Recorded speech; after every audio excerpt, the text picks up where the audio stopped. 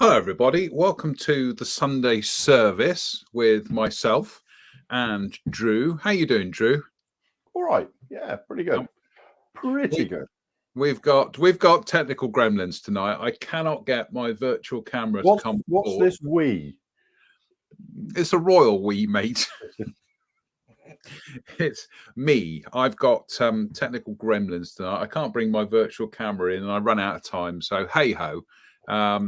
So all I was going to talk about tonight, he says, reaching over, is I've been putting together one of the Airfix not starter sets. Let me just go back to what they are. It's that one. It's the 43rd scale Land Rover Series 1, and that's where it is at the moment. So it's oops, Daisy, I haven't glued the roof on yet. So I've yeah, few. I didn't work on these, but they're great fun, and I gotta say, I think the detail is exceptional. So it does look very nice. Yeah, I'm gonna be weathering the heck out of that. So anyway, that's less of me. What are you up to, Drew? Well, still pretty much. It's been a fairly slow week, but we're still pretty much the P39 is slowly edging towards completion. I've started with as you can see, there's a large selection of oils here that I'm sort of working on various streaks and stains and things with. But so far, all the markings have gone on. It's received an initial coat of flat, and then I've started doing some. You can see some of these panels and things have been picked out with oil paints. And also on the underside of the wing, which I don't know if you can see there, it looks a bit blown out. But, so yeah, we're sort of working towards that. I've added Albion Alloys gun barrels and a pitot to it, and I've got a sort of box of bits here ready to bring it all together. So yeah, it's kind of. It's getting there. It's just been a bit slower than I expected, but it's looking good. So that's been pretty much it for the week, really. But I've been grabbing sort of an hour or two here and there over the course of the week while I've been doing other stuff, and it's starting to come together. Another few days, and I think we'll be there. I also bought some De La Rowney silver ink this week, so I'm going to experiment with that for some chipping, because it's ultra thin and stays wet for a reasonable amount of time, if you know what I mean. So hopefully it's a very, very pure sort of silver color, which is interesting because we'll experiment now, because that's a little bit of black ink there. I wonder how well it sprays. I don't know. I mean, it's experimentation.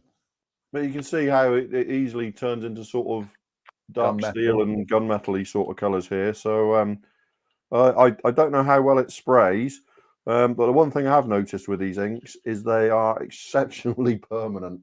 You can't really use them as a wash or anything, because they stain too heavily. But yeah, it's just one of those other little things that I see sort of somebody on Facebook page somewhere commenting on using it, and I think, oh, and sort of toddle off and and buy some from Amazon, and then we start experimenting, and it could be a case of a few days of experimentation. I'll never open that bottle again, or it could be it could be a new sort of a new technique added to the box. But this is, I mean, we talk about this frequently, don't we, John? And on here is that people are afraid to experiment. And so, you know, I see this and think, how can I use that? So I go away, order it, and then set about experimenting to see. So rather than being the person saying, how do I use this? I'm the person working out how I use this. It is one of those baffling things, and it's not a criticism, it's an observation, is how many times do you see somebody go, I bought this, how does it work? How do I use it? Yeah. Why did you buy it? Why did you buy it? But the thing is, I think that's a consequence of the technological and the information age that we live in, is that it just people, they will buy things and then they will find out how to use them afterwards. On the other hand, there's also this thing where a lot of people just won't take a punt on something. Yeah, you know, that was 8-9 quid, I suppose, from Amazon. You know, to me, 8-9 quid, a few times a year is worth it to take a punt on something and see if something works. You know, and if it doesn't, well, it's, you know, it's a fraction, if you like, of my monthly sort of hobby budget to find out, and it's, you know, it's no loss except for a few quid to me. And I wish people would, I really wish people would be a bit braver and take a punt. So yeah, I mean, and this is, you know, I'm an inveterate experimenter. So what I bought this week was a jar of that, which is N-butyl acetate, which is, along with acetone, the ingredients for Tamiya Extra Thin. Okay. So now for about 35 quid, I've got about 15 years supply of Tamiya Extra Thin. But more importantly than that, I find that acetone is a solvent, but it doesn't actually melt plastic. It softens it rather than melts it, if you know what I mean. If you drop a lump of plastic into acetone, a couple of days later, you've got like a lump of putty. If you drop it into like something like, you know, lacquer or cellulose thinner, in a couple of days, you've got goop. So to me, acetone is kind of like the carrier that cuts the main solvent in, like Tamiya Extra Thin or whatever. So what I'm thinking is, I find Tamiya Extra Thin a bit strong sometimes, so I can now experiment and up the acetone level and see if it actually makes it not quite as hot and gives me more working time without actually creating ghost seams down the line. Worth a, you know, again, worth a punt. Yeah, Dave, it's I'm pretty sure I'll be on a watch line soon anyway, because I've already got litres of stuff to create quick settings. I'm just sorry, who am I looking for? You'll be on a watch list. I presume he means list. Watch list soon. You know, yeah, I would presume I already am, Dave, because over the last few years I've ordered. Let's have a look.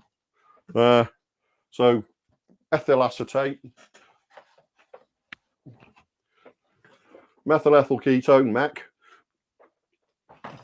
gallons and gallons of acetone, because it's a great, very easy water miscible solvent for a whole host of things. You know, I mean, I'm not saying that everybody should go out and order, you know, 50 quid's worth of solvents to experiment with. But over the years, I've done a lot of that sort of experimenting, so why not, and see what happens. Red sky at night, Drewe's house. Well, you know, people say that, but it's like, you know, it's the quantities are so relatively little. Yeah, look up the MSDS for Tamiya. Well, that's exactly what I did. Crazy Loca there. Well, that's what I did. I've got them all printed out and you know, saved, so I know exactly what the proportions are to create each one. But you're also working out what each solvent does in terms of its job in the mixture. So then you start, like I say, I'm gonna experiment with cutting Tamiya Extra Thin with more acetone to cut the actual active melty solvent bit back and see if it makes any difference. So it's, you know, because they're all really basic ingredients, really. It's just that people, I completely get that it's easier to go into a model shop and buy it. This is just me fiddling, and because I like to fiddle around with these things. Absolutely. I'm just going to do a quick roll call to say hello to everybody. So hello, Damien Mullen, who was first in the queue this evening. Russell Taylor, Kev Tinker, Simon James Colley, Lox9, Dave Swindle, Rob Suto, Michael Hooverling, Lee Suter, Stan Codling, Hobby Time. Hello, Hobby Time. Dougal McWoogle. Sorry, I got to do it in that voice. I'm sorry, Drew. I got to do it in that voice. Phil, Dave Fleming. Sorry, Dave. Rory's modelling page. Jerry Doyle, Mike Williams. Mike Williams' son Ethan. He's been knocking it out, hasn't he? Yeah, he has. We might actually show some of his stuff a bit later on. That VAC 111 he's building this week. Superb.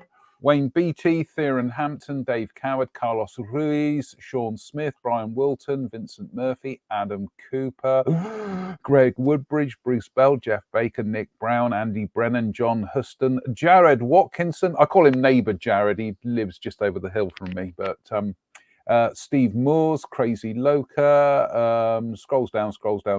We are going to get them made into T-shirts at some stage. You're saying that every week for months. I know.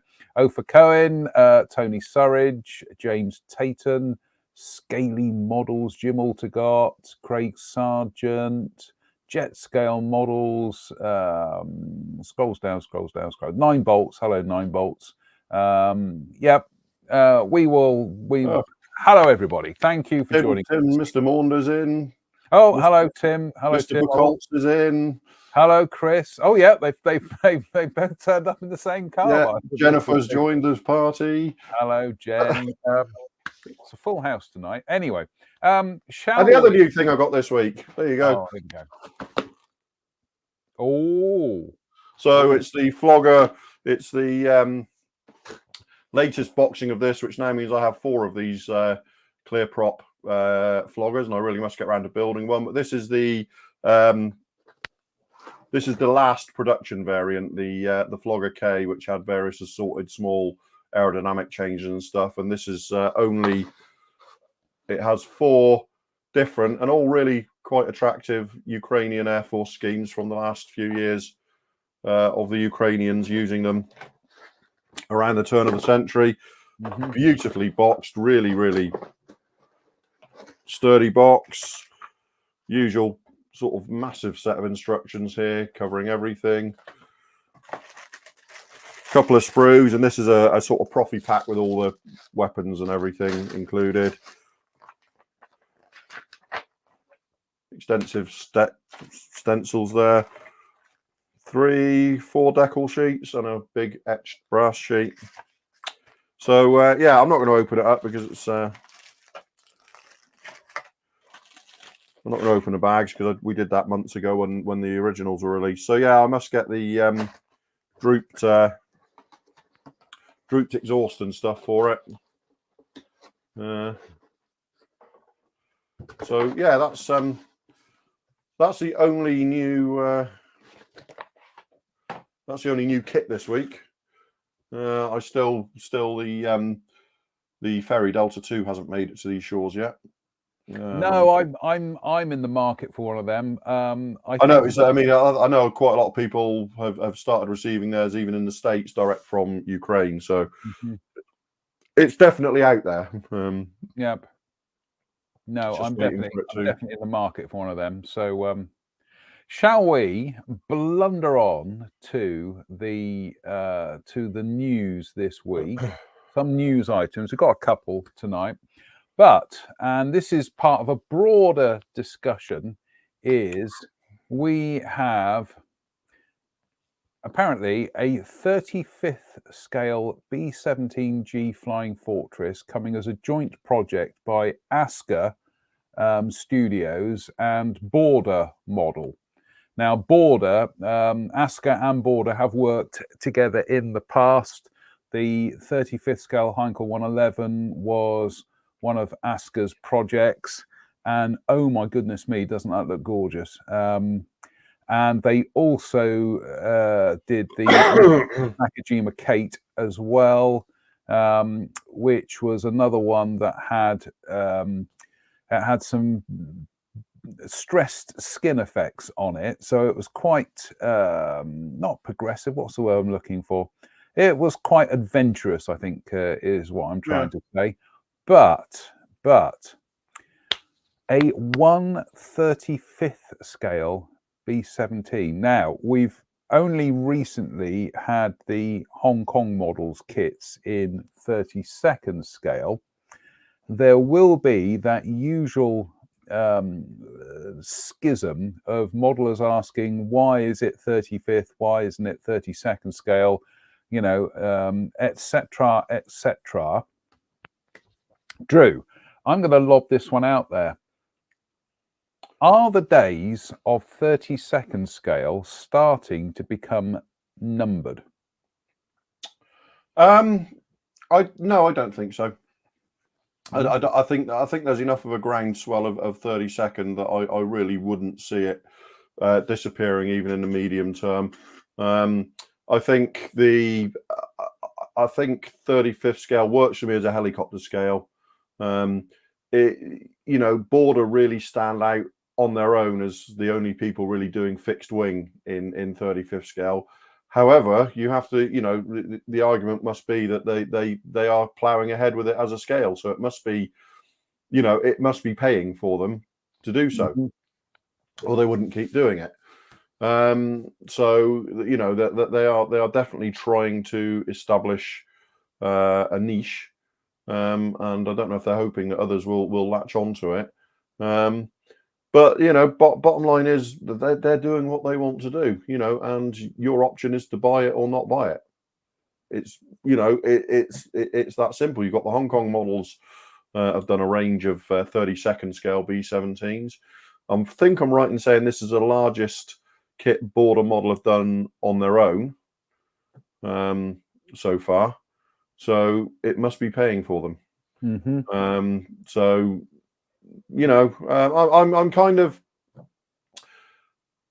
I'm ambivalent towards border model because they get so much wrong on various kits. Let's not talk about the Spitfires, but the Spitfires, the 190s had problems, the 109s had problems.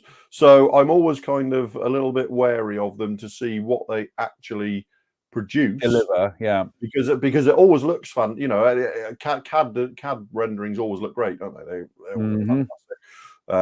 And then you start picking it apart and realizing that some of the problems are not minor problems, shall we say. So with the B17, I'm kind of, I'll be interested to see what it turns out like. Let's put it that way. And it's certainly capturing the imagination this year with, Masters of the Air and stuff finally hitting the screens. So yeah, I mean, it must be working for them, or they wouldn't keep doing it, would they? And they wouldn't go from a Kate to a Heinkel 111 to a B17 if it wasn't.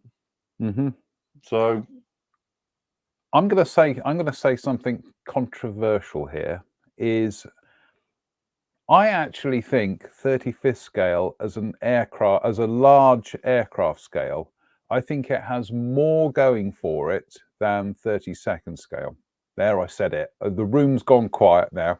I kind of think it makes, a simple reason that it's got all that support of all the military stuff. So if kit manufacturers were to start doing, airfield support vehicles in 35th scale, you've got the aircraft there to support them.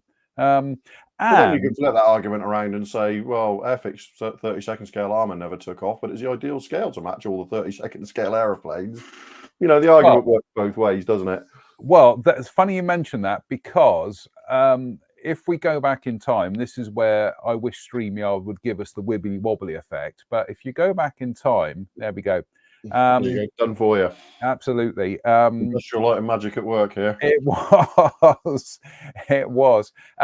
If you go back to reading some of the magazines, like some of the scale models from around the very early 70s, when some of the first 35th scale kits started showing up, they were very quick to point out that these are very nice kits, but unfortunately, they're 35th scale. They're not 32nd scale. They're not the traditional model soldier scale, you see.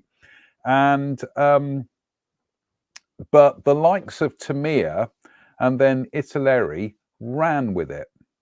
And before you knew it, that by the time back in the mid-ish 1970s, when Airfix launched their 32nd scale armor range with the Crusader, 35th was already starting to get a foothold. And I seem to remember that even the review might have been Military Modeling at the time, may have commented to the fact that it's a very nice kit, but it's a shame that it's 32nd scale and not 35th. There we go. I mean, really, I mean, you know, 16, 32nd, 48, 72nd, 96, 144th. They're all the last holdovers of an imperial era, aren't they? You know, you know, it's really easy to make the argument that you know, Heller's 150th scale helicopters and aircraft and stuff was the right move, and 135th is the right move, you know, and 125th scale would be, you know, because we are, you know, the world at large is now metricated. So why wouldn't you? However, they've become so entrenched as scales that's just that. So you know, perhaps they're just trying to break away from it. And sort of create a new sort of paradigm, if you like, for a subject. It would be interesting to see what happens if well, get my teeth in. It would be interesting to see if any of the big players, whether they dip their toe into doing 35th scale aircraft. You know, when I say aircraft, I mean aircraft, not just helicopters.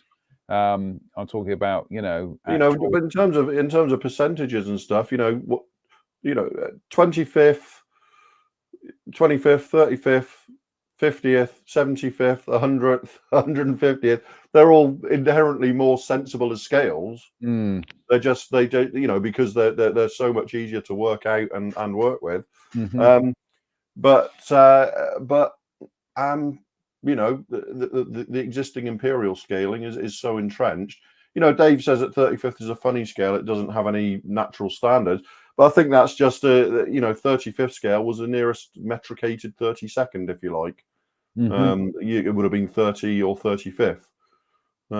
So I think they picked that just because there was stuff existing in 32nd, and they, you know, that's pure hypothesis on my part. I've got no evidence for that whatsoever. But it does make for a nice size model piece of armor, doesn't it? Christopher Joseph Buchholz makes the point. Monogram armor was all 32nd scale. Don't forget. Yeah, this is the thing, is that at the time 35th scale was starting to nibble at the skirting board of modeling. Is that 32nd scale was already the established model soldier scale, and it still is these days, 54 mil. But companies like companies like Monogram and Airfix, and I think a couple of others, had started doing 32nd scale vehicles, and it was Tamiya in Japan who broke away and started doing the metric scale of 35th. And of course, it's like I say, you read the model magazines of the era, and there is that, I hate to say it, but there is that slightly kind of rather sniffy British attitude of oh, it's all very good, but it's the wrong scale. And you know, and we're kind of like, we're foreigner getting it wrong again. Exactly, and we're kind of like we're standing there trying to bend the world to our will. Meanwhile, the world has other ideas, and yeah. So I'm keeping an open mind on it. I would like to dip my toe in to build a 35th scale aircraft at some stage. Well, I did receive this week. I received the twin face masks for the Tacom Apache. So I'm really starting to run out of excuses not to start one of them now. So watch this space. Well, Steve Moores says, or cars at 143rd. Yeah. Well, 143rd is, as far as I'm aware, it is It's a railroad scale, isn't it? Yeah, it's a standard collector's scale for die casts as well. So, I have to say, they're a nice size. They're I like that. Yeah, but it's you know, I've said I think 48 scale is a perfect scale for armor. I absolutely love 48 scale armor, and I really wish it was. I really wish it took off more than it has, because it's just that perfect, you know, perfect scale, Goldilocks scale for me. So, but you know. But no, to go back to the original question, no, I don't think 30-second is going anywhere anytime soon. You heard him say it, folks. Yeah, you heard me say, I don't think. Yeah. All right, it's going to be a T-shirt. Jim Altegott, sorry, not Jim Altegott. Steve Moores, rather. He also does make a very good point about other things like 00 being 176th. Yeah, and again, there was around about the kind of like early to mid 70s when I think it was Eschi came onto the scene and they started doing 72nd scale armor. Is that 76 already massively established as the small scale armor range, because you obviously had Airfix with their 00HO scale, which was always a bit of a fudge, but it was to kind of like, you know, bring it in line with the railway stuff. You had Fujimi were doing 76 scale. You had Matchbox were doing 76 scale. So it was already out there. But then Eschi turned up and they were doing 72nd. Now where are we? 72nd is actually the established small scale armor scale. Yeah. Could happen, Drew. It could happen. It could. It like I said, I'm merely saying I don't think it will in the short term, probably not the medium term, but but time will tell. I mean, there's no issue with being proven wrong in this one, I don't think. Jim Altegott says AMT made a series of 43rd scale American trucks and cars. I do seem to remember that I think Monogram, when they launched a series of what they called high-tech kits. This was the early 90s when everybody jumped onto the thing of putting photo etch into their kits. They did some very nice 43rd scale cars, and I believe one of them was a Shelby Cobra or something. Somebody put me right there. You know, my memory is a little bit foggy sometimes, but yeah, they did do a series of 43rd scale cars, and hey ho. Next on the news for this week, and finally, it's good when a news article prompts so much discussion, isn't it? It is. It's very good. Dragon are apparently going to be releasing a 1/350th HMS Nelson. Now, Trumpeter announced the kit going back, goodness me, 7 or 8 years ago in 2017. Then they announced they were definitely doing one in 2019. As far as I know, nothing has emerged. And it's just a fabulous looking battleship, isn't it? It actually looks like quite a small battleship. It doesn't look that big. But do we know? Sorry? How big was it? Do we know? I will tell you, because I'm just going on to Wikipedia. I mean, what was its tonnage? It just doesn't. It strikes me as being more destroyer sized. Yeah, bear with. Wikipedia. HMS Nelson. That's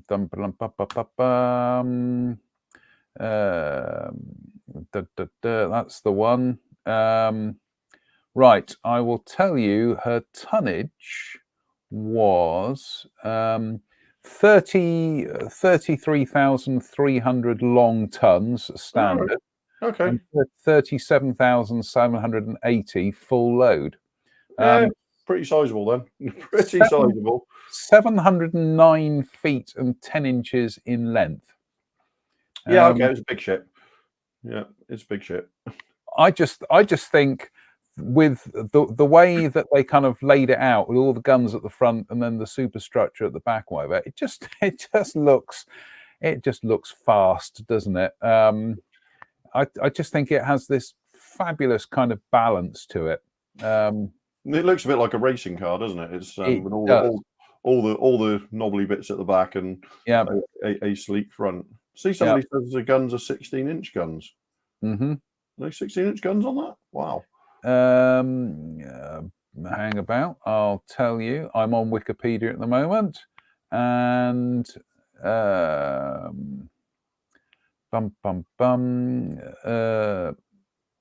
three triple 16-inch guns. So, and in fact, there they are. Yeah, that'll bring the hurt, won't it?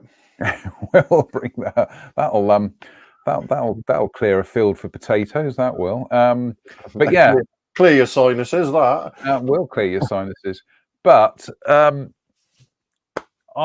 it's been long overdue. Like I say, there are some very pricey resin kits for HMS Nelson, and I know when Trumpeter announced theirs, people were. Ship modelers were quite animated. Ship modelers. Sorry, ship modelers.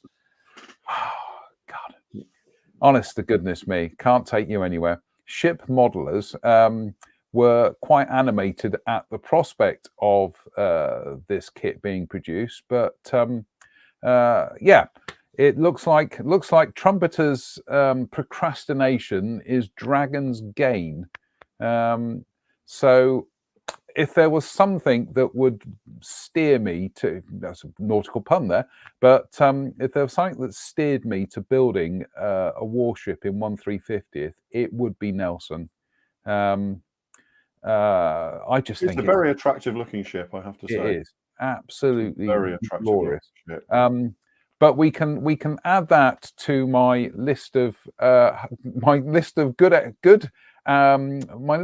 ambitions at the beginning of the year. We'll add it to my list of ship models I'm never going to build. Yeah, exactly. I'm just I'm surrounded. I still kind of look sideways at a Tamiya King George V and go, Well, the funny thing is, I've got in just over there. It's I forget which one it is. It's either the Tamiya 1/700th scale. It's either Rodney or it is HMS Nelson, aid memoir there. Spence and I were going to do a battleship challenge at some stage. And Spence, if you're watching, mate, we definitely are. Do you remember all of us looking at those Flyhawk kits at yes at the Avon IPMS show, and we were all kind of egging each other on to buy one to build it, and none of us cracked in the end. No, it's just need the time, mate. It's I just need the subject. For whatever reason, I'm far more drawn to commercial shipping than warships. Okay, it's the only kind of thing where I'm actually more drawn towards, the civil side as opposed. I love ultra large crude carriers. I love icebreakers. Mm-hmm. I've sort of had a low key obsession with the story of the Edmund Fitzgerald for years. Mm-hmm. I can show you exactly the route that ship took on its last cruise, where it hit, where it came to grief, all that sort of stuff. Because I kind of I really, really like this, the commercial shipping side of things. And so sometimes wonder if in a previous life I wouldn't have actually joined the Merchant Navy rather than the Royal Navy. It's I do like the idea of ships, but like you say, that they're just such a massive investment in time. These days I could afford it. It's not an investment in that sense, but it's just the time. Because I see somebody's announced a series of Leander class frigates this week as well. Oh, who's done that then? That might be resin. I don't know. Oh, But right, okay. I see somebody, somebody's announced a series of Leanders, and of course that was a very, very widely used design. The Kiwis used it. It was, I do remember, it was the ship that featured in the BBC television series Warship. Right. Yeah. Yeah, it was. Was that actually HMS Leander? I can't. Hang about. I'm going to have to go and. It's welcome to tonight's Warship special. I'm just going to go and look it up on BBC. Talk among yourselves for a second whilst I. There's Craig there saying Leander is 3D printed. Right. Okay. Warship, 1973 television series, depicted life on board the fictitious Royal Navy frigate HMS Hero. And I'm just going to tell you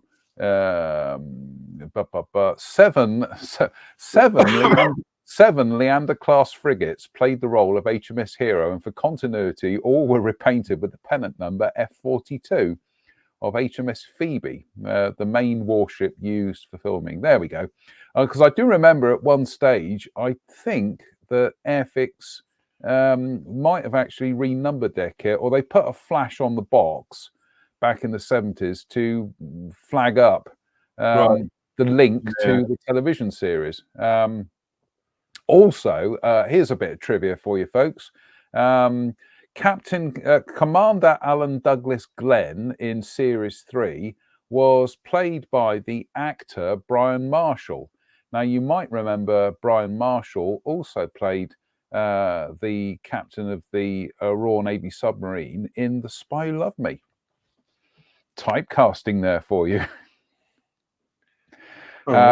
Yeah, I know. Sorry, we're gonna lurch off now into a James Bond thread. John's going to go off into James Bond world. I'm sorry about that. But no, it's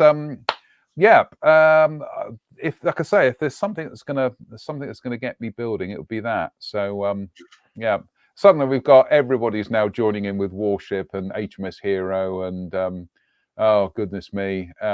John Morley says, I've only built the Tamir Bismarck, but I get bonus points for completing 5 wooden sailing ships if it were a competition. Goodness me.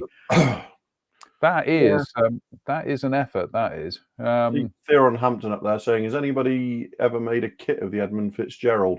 Not a plastic kit, as far as I can tell. I have checked, but I think there's been some wooden and possibly paper models of it. Oh right, okay. I'm just calling it up on Wikipedia. Oh my goodness me, that is a monster. That is. What? The Edmund Fitzgerald. Oh yeah. 26,000 short tons, 26,000 tons of iron ore pellets when she went down. Yep. Certainly, we're talking about the SS Edmund Fitzgerald, aren't we? Yeah, sunk on the Great Lake in November 1975. Went that's down the one. in the storm. Yep, that's the one. Yep. Right. Hang about. I'm just calling it up so everybody knows what we're talking about, because I don't. Settings. Oh, come on, man. You know how to do this. Share screen. There we go. Edmund Fitzgerald. So this is off of Wikipedia. Oh my goodness me. That is that's quite colossal, isn't it? Yeah, I mean, it's the actual story. I just read the story, and obviously there's a Gordon Lightfoot song, which is a brilliant song in its own right. And it kind of captured my imagination quite a few years ago. And whenever I'm not doing anything else, I tend to look up Edmund Fitzgerald and her route and what she was doing and her history and stuff like that. And that's how she's lying. That's how it was a U.S. Navy P3 Orion that detected her after she found her. So yeah, she was a big old boat. This is all on Wikipedia, by the way, folks. So we're Yeah, and I reckon if she put another being able to get another hour out of the storm, put another 15 miles behind her, she'd have been safe in Whitefish Bay. But it wasn't to be. So Jim Altercott asks, any thoughts on Masters of the Air? haven't seen it yet. No, neither have I. Haven't seen it yet. I think I've seen some people saying brilliant. I've seen some people saying, you know, rivet counting issues with it. And I think I've seen a lot of people comparing it to Band of Brothers and sort of it not coming up to Band of Brothers. And it's, you know, the problem is Band of Brothers is so specific to a specific group of people who are all named. And, you know, if you've read Masters of the Air, the book, it's just a jaw-dropping book, but it covers the whole of the campaign, you know, rather than specific units or anything like that. So, you know, and sadly, I think these days, you know, stuff has to be made to appeal. You know, people sadly tend to be far less historians these days than they are, you know, searching for entertainment. So I'm kind of I will wait and see. I've got them to watch. Haven't seen them yet. But I think the makers and producers perhaps shot themselves in the foot by the fact that Band of Brothers is essentially perfect. You know, it is. You know, not. I mean, I enjoyed the Pacific. I enjoyed it more the second time I watched it through. But again, it's taking bits and bobs from, you know, Eugene Sledge's, you know, with the Old Breed and various other books and stuff, and sort of pushing them together into a history of the campaign, rather than sticking with one group of people from a certain point to the end point. So I tend to think that I didn't find that as engaging a Band of Brothers, and Band of Brothers just remains, you know, such a, you know, it's essentially perfect. It really is. It was very groundbreaking when it was you know, when it was first came out. When was that? 20 odd years ago. 1999, 2000. It was Band of Brothers. Nearly 25 years ago. Goodness me. How can 2000 be nearly 25 years ago, Drew? What happened? I know. Crazy Loca there says, think I'm going to have to wait to, I certainly haven't got it through Apple, put it that way.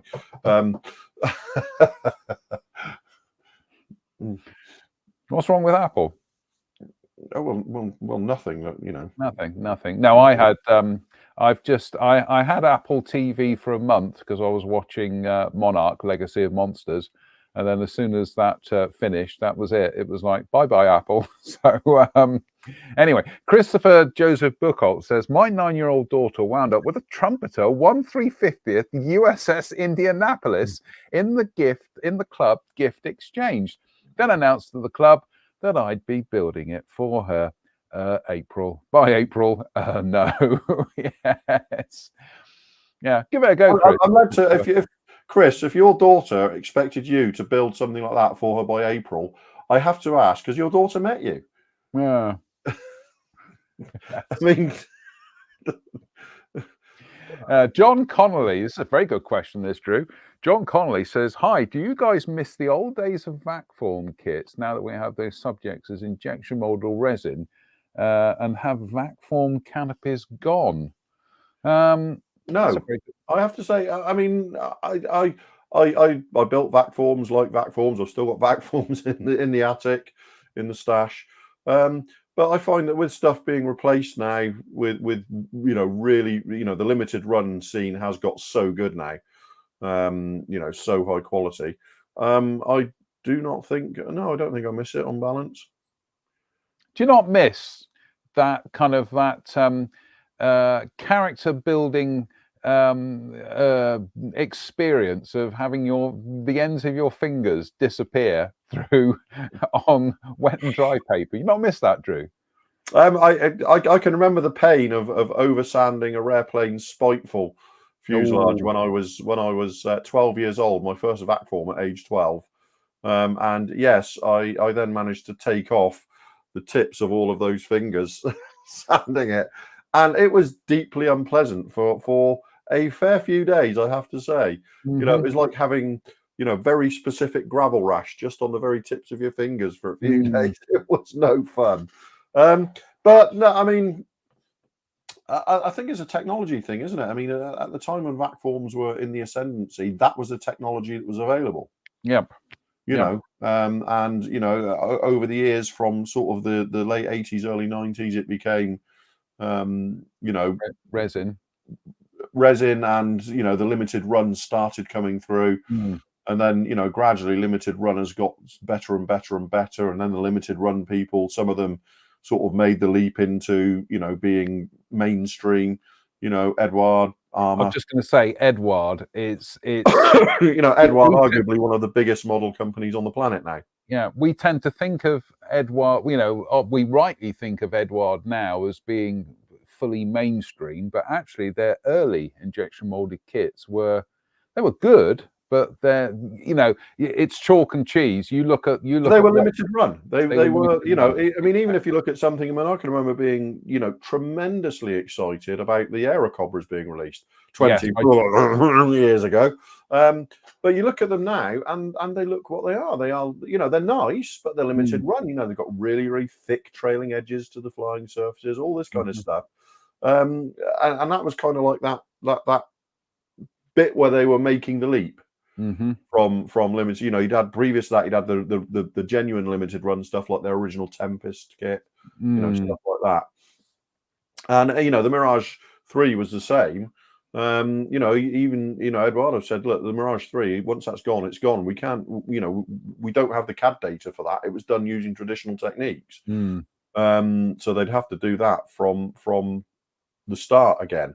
And then sort of like from maybe I suppose was it the original Focke-Wulf 190s series in about 2007, 2008, I think, was where they genuinely made the leap into, high, commercial quality, I suppose you'd call it, injection molding. And they've just continued to go into the stratosphere since then, haven't they? I have fond memories of us travelling back from Telford in the relatively recent year of 2000. When I bought the Edward P39, I think you made me buy one. And, yeah, because I bought one as well. Yeah, and do you know what? I still haven't got around to building it. That's a worrying thing, isn't it? Well, I built 3 of them in rapid succession. Modeler fails to build model shocker. There's a news story. Yeah. I think we got home from that year's Scale Model World, or whatever it was called then, the Nationals, and I built 3 of them in rapid succession. I've got to build one. Goodness back me. when I could build models quickly. Yeah. Vac forms. The first vac form I ever built was Aeroclub's Miles Messenger in 1986 when I was 18 years old. Goodness me. I know you predated me by 6 years. But the thing is it was how many times in Airfix magazine and also Scale Models that I was reading about vac forms. And it was just, I was in Wings and Wheels in Bath. Remember Wings and Wheels in Bath? Yeah. Yeah, it was a very good little model shop there. And I could see on the shelf, this Miles Messenger, and I just thought, I'm just gonna run with it. I'm gonna build that. It was a steep learning curve. Yeah, I mean, I can remember model kits in Yeovil. There was like one corner of the shop, and it was dedicated to vac forms, and it had contrail, former plane, and rare planes. And I bought that spiteful with birthday money, and I can still remember it was £1.55, which was a lot of money back in 1982. So yeah, it was that was my first, but it was in they had a box of them like records, and you go through trying to find the one you wanted, and the spiteful was the one that took my enthusiasm. There's another one that never got finished, but it was just for a 12-year-old, it was a tall order to do your own individual props and okay, but it sort of set me on the path, shall we say. that was the thing I liked about the Aero Club Mars Messenger, was that John Adams did include some white metal bits and pieces in there. And I mean, goodness me, I mean, I can remember reading reviews in Airfix magazine. I think somebody was building something like it might have been the Rare Planes Vulcan or something, that they were sanding each of the individual wheel halves. Yeah, exactly. It's just like, and I can remember about 1983 or 4. Yeah. When Rare Planes Gordon released the Fisher P75 Eagle and the Sky Shark at the same time, and they both had black injection molded undercarriage legs and stuff in them, which was, you know, very, very, very early limited run, you know, stuff. And I mean, we'd probably giggle at it now if we saw those parts. But props as well, prop blades. But it was, again, it was what the technology of the day allowed people to do. So it was a major leap on. Mike Williams says he thought he was a fast modeler until he taught his son. And we are going to give a shout out to Ethan tonight, because Ethan has been particularly productive of late, isn't he, Drew? That's really nice. Absolutely stunning. That's the Airfix Trident from the recent Vintage Classic reissue. He's also been building the 32nd scale Revell Stearman as well. A little bit out of sequence here. That is absolutely. Yeah, that makes me want to get that X Models one I've got the other month out and start it. What a beautiful subject! What a beautiful model! Yeah, that finish is just exceptional, isn't it? It's Ethan. We are in absolute awe. But I think to be fair, Mike, in terms of speed, what we have to accept is that we are getting older, and we slow down. I mean, Mike, you used to build models at an incredibly fast rate as well. And you know, I'm sure John will remember, and Craig Sargent, when back in the days of Modelers Underground. Yes. I was, it's something like I was knocking out a Revell Thunderbolt in 3 days. I was starting on Friday, and there was pictures going up all over the weekend on Modelers Underground. By Monday, it was finished. Yeah. You know, and now this Armour Hobby Aerocobra is now approaching 3 weeks. You know, it's the youngins build quickly. That's what we did. Isn't it? But that Stearman is just glorious. That rigging that's absolutely phenomenal. Yeah, jealous me, absolutely. It's just beautiful. So Mike, tell Ethan, you know, keep up the good work. Essentially, it's very encouraging to see you know, young lad like Ethan, who is able to produce absolutely stellar models.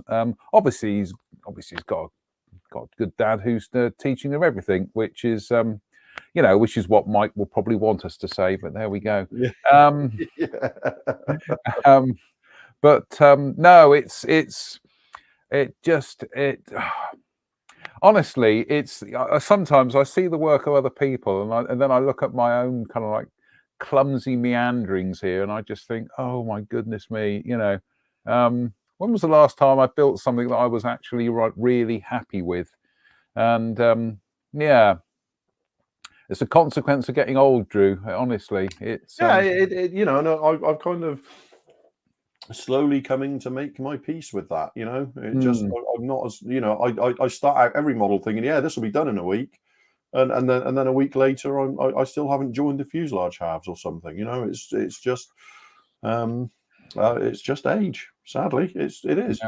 And you just got to sort of do the best you can with what you've got. You know, Philip Jones makes a very good point. He says, "Hey, Drew, we don't get older; we just get more mature." Yeah, my knees would like a word. But yeah, Right. On Yes, that yeah, note, little sub thread there about mug. Oh dear. yeah, I don't know if people can remember. In case you're wondering, yeah, there he is. He's on my lap. Yeah, Modelers Underground. It was our little sanctuary away from essentially all the other modelling boards that we tended to get kicked off of. Yeah, it was. I have to say that was probably what 3-4 years, and they were utterly glorious years, weren't they? That Yeah, forum, were. because it was just a small group of us, yeah, the fabled London meetup when we went to the museum and then to Hannant's. Lordy, what a day that was! I didn't make that, but No, you didn't make that. That was a day and a half. That was. Oh dear me! But what a Right. yeah. Was Any that other it? business? Any other business? You are keeping this to an hour these days, aren't you? I am keeping it to an hour because I've got another show to do. So yeah, James Tainton, because he's in here, isn't he? He's Mr. Yeah. James Tainton was there, yeah. But yeah, it was the best of times. But no, I don't really have anything else to add at this point. Okay. It's been a really interesting evening, I have to say. Well, like I say, it's been a relatively light news week, but we often, because most of the time we are kind of like going hell for leather to squeeze all the news in. We don't talk, Drew. That's the problem, and it's nice to have like a bit of a rambling conversation every now and then. Yeah, actually, it is. It's nice when we have these sort of evenings because we're as much as anything we're reacting to what's going on in the sidebar for conversation. Yeah. And I always like to think that people do feel like they're involved. So, well, this is it. We are the compares, really. Yeah, I think what we'll try and do is we'll try and do a couple of shows where we are just reacting to throwing it out to the audience. Yeah, throwing it out to the audience, exactly. Jim says move ghost stories to another night. Wouldn't work. Sunday night ghost stories on another night. I know it is on other nights, obviously. You do it every night. No, I don't do it every night. I try and stick it. I try and keep it to Sundays, Wednesdays, and Fridays. With occasional Thursdays and Saturdays and Mondays and Tuesdays. No, I've stopped doing the Monday ones now. Mondays is bath night, so there we go. On that lovely mental image for you all. On that note, just on that note, don't, you're going to give me the giggles now. On that note, I'm just going to say thank you to Drew for joining us tonight. Thank you to everybody who tuned in. And I'll put some underpants on. Sorry?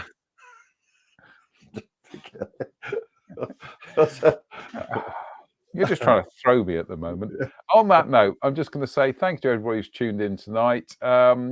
Fingers crossed, we will return in a week's time. Try and be a bit more professional next time as well. So, well, if you could sort your stupid. I know I need to get my. I need to work out why OBS isn't playing ball. What will happen, Drew, is that tomorrow, I'll in an idle 5 minutes, I'll just get it working perfectly first time. So, anyway, on that note, folks, stay safe, stay out of trouble, and we'll see you hopefully in a week's time. So, bye for now. Well,